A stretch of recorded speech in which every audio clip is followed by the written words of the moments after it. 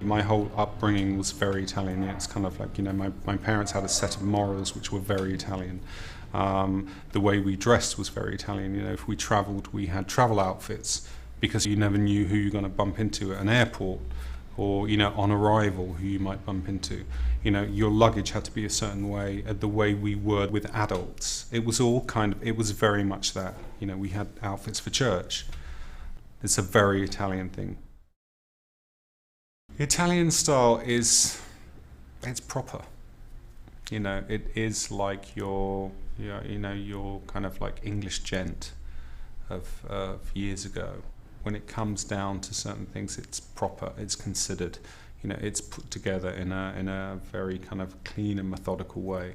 It's very different to like French style or Parisian style, and it's very different to any other style from anywhere else. I don't think people are as eclectic, maybe, as they are in other countries, but I think it's kind of like, if they're not eclectic, they would be impeccable. That's the difference.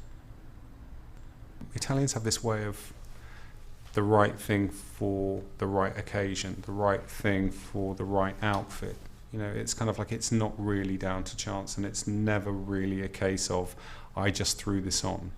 I don't really think that exists here. It's much more a case of it's thought about, it's studied, it's kind of done as perfectly as it possibly could be. The women are a certain way, and sometimes I think the women can be slightly more old-fashioned.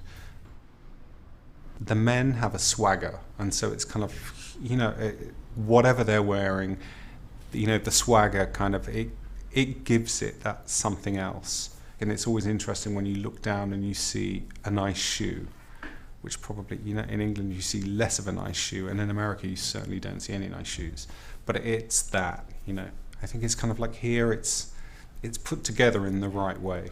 For Italians, it's very much about la Bella Figura. It's what you put across. It's how people view you. I guess for me, enduring icons, or Italian enduring icons, would be people like Anna Magnani,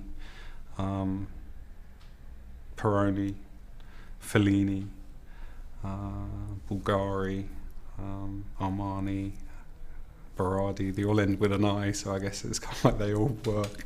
They all sound Italian too. Yes, of course the Azzurri are the most stylish team. It's kind of like, they're Italian. Italy is really, apart from you can say Paris too, but Italy is really, the home of fashion, the home of pret-a-porter.